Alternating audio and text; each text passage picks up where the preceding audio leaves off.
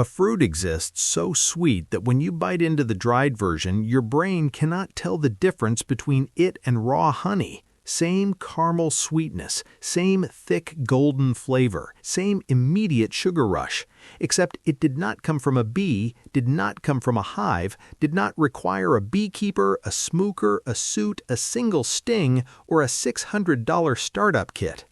Frank Miller here with Heritage Garden Wisdom, and the fruit I'm showing you today grew on a bush in a forgotten backyard in New Mexico with zero water beyond what the sky provided, zero spraying, zero pruning, zero fertilizer, zero attention of any kind for decades. And the bush that produced it is still alive, still fruiting, still dropping 80 pounds of honey-flavored fruit every fall, while the beekeeper down the road loses another 40% of his colony to varroa mites and neonicotinoid pesticides. The fruit is Ziziphus jujuba, known across Asia for 5,000 years as the honey date, the fourth most cultivated fruit tree on planet Earth, grown on over 5 million acres worldwide, eaten by 2 billion people, and virtually unknown in the country that claims to have the most advanced agricultural system in human history. There are more jujuba trees on Earth than apple trees, more jujubas than pears, plums, and cherries combined, and you have probably never tasted one.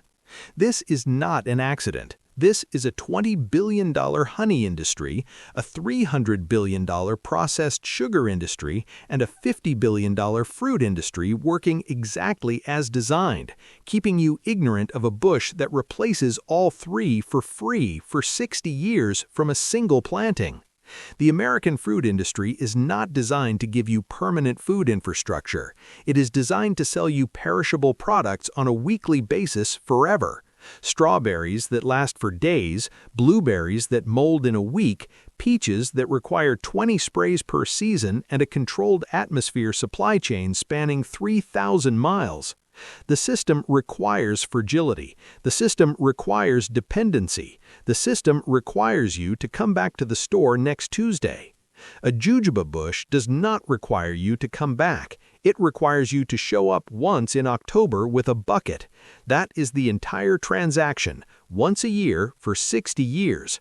The grocery industry cannot survive that model, so the grocery industry pretends the fruit does not exist. Building a supply chain requires investment. Investment follows profit projections, and market analysis for jujuba shows a product with a 60-year productive lifespan, zero chemical input requirements, zero pest management costs, and a bush that any homeowner can grow in their yard without purchasing a single product from the agricultural supply chain for the rest of their life. No investor funds that analysis. No corporation builds that supply chain. No board of directors approves the introduction of a product that eliminates the customer after one $12 purchase. In 1908, a USDA plant explorer named Frank Meyer walked 1,800 miles across northern China collecting plant specimens for the United States government. He crossed deserts where summer temperatures exceeded 110 degrees Fahrenheit. He climbed mountain passes at 12,000 feet where the air cut his lungs. He slept in villages infested with vermin. He contracted diseases that would eventually destroy his health. He did this because the USDA had sent him to find plants that could transform American agriculture, and because Frank Meyer believed, with the conviction of a man willing to die for it, that the plants of Asia could feed America better than anything the country was currently growing. He was right. The soybeans he collected became a $60 billion American industry. The Chinese pistache he shipped back grows in millions of American landscapes. The disease-resistant peach rootstocks he found still anchor the California peach industry today. But among the dozens of species he shipped back to Washington, one obsessed him more than any other. Meyer wrote in his field notes that the jujuba was the most important fruit tree in northern China, not one of the most important, the most important. He documented villages where every household had jujuba trees, where the dried fruit was stored in clay jars and eaten through winter as a primary caloric source, where children ate dried jujubas the way American children ate candy, except the jujuba was feeding them iron, vitamin C, and complex carbohydrates, while the candy was rotting their teeth. He shipped hundreds of jujuba varieties to the USDA Plant Introduction Station. He wrote detailed cultivation notes. He begged Washington to establish jujuba orchards across the American South and Southwest, where the climate was identical to the jujuba's native range in northern China. The USDA received the specimens. They planted some at research stations in Texas, Georgia, and California. Early results were so promising that a small jujuba research program was established at the USDA station in Chico, California. Then funding was redirected. The apple industry needed research dollars. The peach industry needed breeding programs. The citrus lobby wanted pest control funding. Every established fruit industry with existing political connections and lobbying infrastructure directed research dollars toward their crops and away from a newcomer that threatened to make their spray-dependent, input-heavy, short-lived orchards look embarrassingly inefficient. The USDA published a handful of bulletins about jujube between 1920 and 1950. Then, the publications stopped. The research station collection was neglected. Several irreplaceable varieties that Frank Meyer had risked his life to collect died from lack of basic maintenance. Not from disease, not from pests, from neglect. A government that spent billions subsidizing apple, peach, and citrus production could not fund a single technician to water the jujube collection. Meyer himself drowned under mysterious circumstances in the Yangtze River in 1918 at age 43. The man who walked across China to bring America its most valuable fruit never saw it planted at scale. Some historians believe he was murdered. The case was never solved, and the fruit he died collecting is still virtually unknown in the country he died serving. Ziziphus jujuba, jujube, Chinese date, or red date. The botanical name is Ziziphus jujuba. The jujube tree originated in China, where jujubes have been cultivated for over 4,000 years. Today, they are most popular in China, Korea, India, Japan, and the Middle East. When dried naturally on the branch, the moisture drops from 80% to less than 20%. The sugars concentrate. The flesh turns from crisp apple texture to dense, chewy, honey-like caramel. The flavor is a combination of dates, honey, and caramel apple with hints of cinnamon. The nutritional density multiplies as the water leaves. A 100-gram serving of dried jujube contains 79 grams of carbohydrates for immediate energy, 250 to 300 calories, 69 milligrams of vitamin C, nearly the entire daily requirement, significant iron at 1.2 to 1.2 milligrams per serving, potassium at 250 milligrams, and a suite of bioactive compounds that Chinese medicine has relied on for 5 millennia. Honey contains 82 grams of sugar per 100 grams. Jujube contains 79 grams of carbohydrates per 100 grams, but with fiber, vitamins, minerals, and antioxidants that honey does not contain. Honey provides empty calories and antimicrobial properties. Jujube provides equivalent sweetness plus nutrition plus medicinal compounds. The jujube is not a replacement for honey. It is an upgrade. One bee colony produces 30 to 60 pounds of surplus honey per year under good conditions. A colony costs $200 to $400 to establish and requires a beekeeper with specialized knowledge, equipment, and ongoing disease management. Varroa destructor mites kill 40 to 50% of managed colonies annually in the United States. Colony collapse disorder has devastated commercial beekeeping for 20 years. The American bee population has declined by 60% since 1947. Beekeeping is getting harder, more expensive, and more unpredictable every year. The honey supply is shrinking. prices are rising, and 76% of honey sold in American grocery stores has been shown to be adulterated with corn syrup or rice syrup by testing conducted by Food Safety News. 3/4 of the honey you buy is not real honey. You are paying $12 per jar for flavored corn syrup in a bear-shaped bottle. The fraud is so widespread that the term honey laundering has entered the food safety vocabulary. Chinese honey, which dominates global supply, is routinely shipped through third countries like India and Vietnam to disguise its origin and avoid tariffs after dumping investigations. The honey on your shelf may have traveled through 3 countries and 2 shell companies before reaching the bear-shaped bottle, and it may contain 0 actual honey. In 2018, the European Commission tested 320 honey samples imported into the EU. Nearly half were adulterated. The global honey supply is fundamentally compromised. You are paying premium prices for a product that may not be what the label claims. One mature jujube produces 40 to 100 pounds of fruit per year. It begins producing in year 2 from planting. It reaches full production by year 4 to 5. It continues producing for 60 to 100 years. Some documented specimens in China have been producing for over 300 years. The bush costs $12 to $25 from a nursery.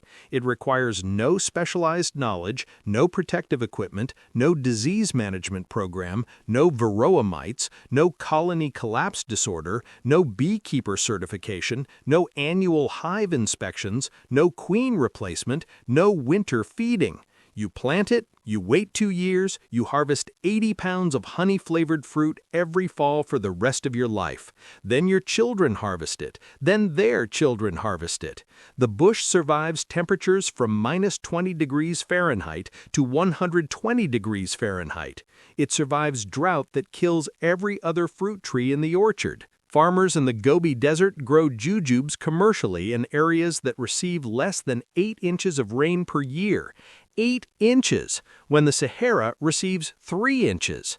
The jujube grows in conditions 1 step removed from the driest desert on Earth.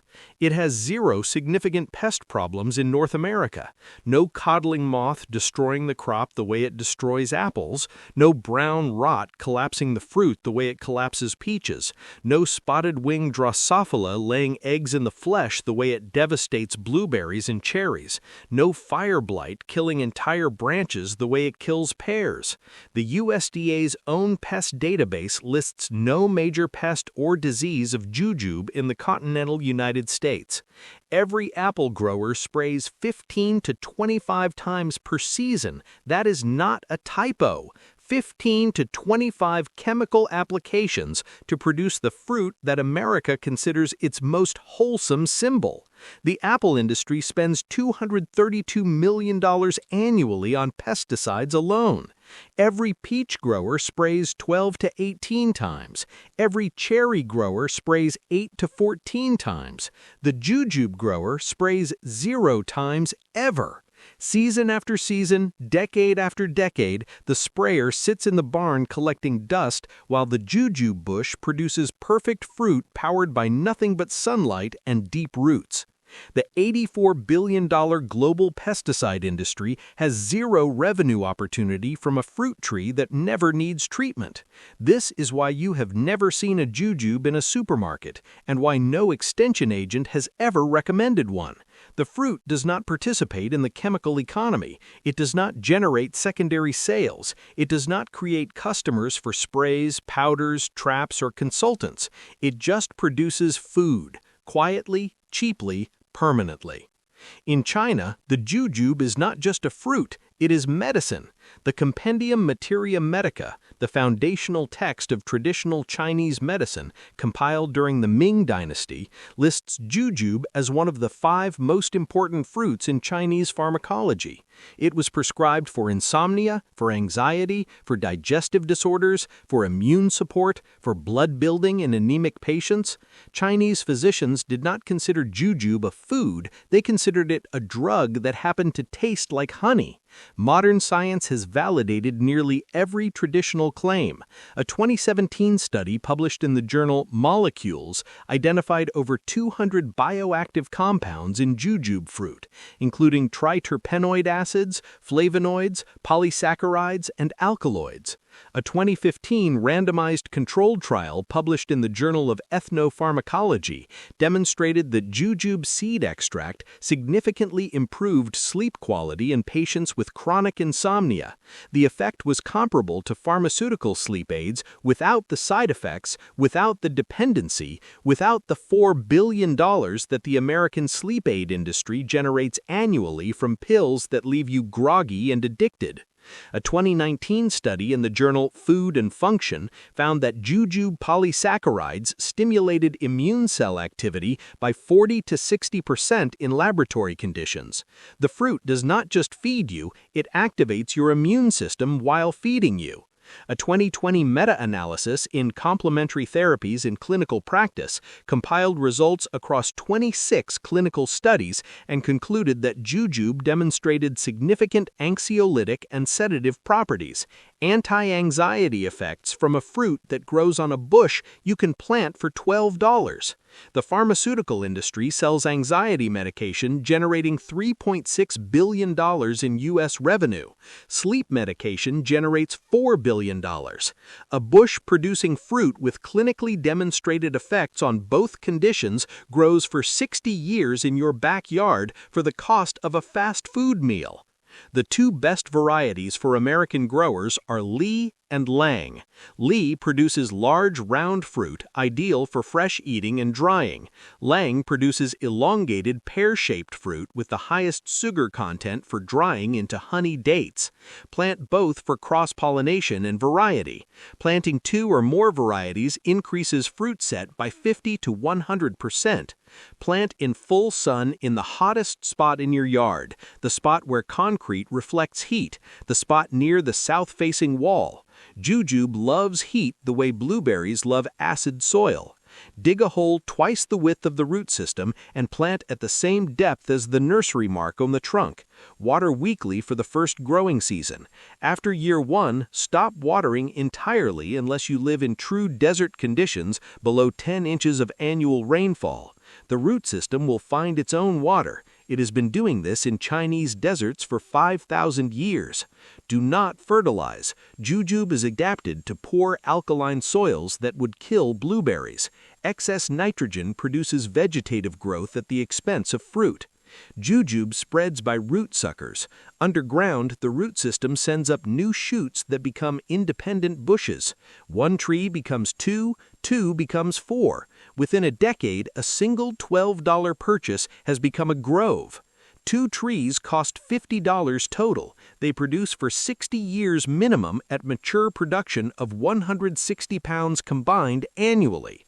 Over 60 years, a beekeeper spends $50,000 to $100,000 maintaining 2 colonies that produce less sweetener than 2 jujube trees that cost $50 once and never require management again.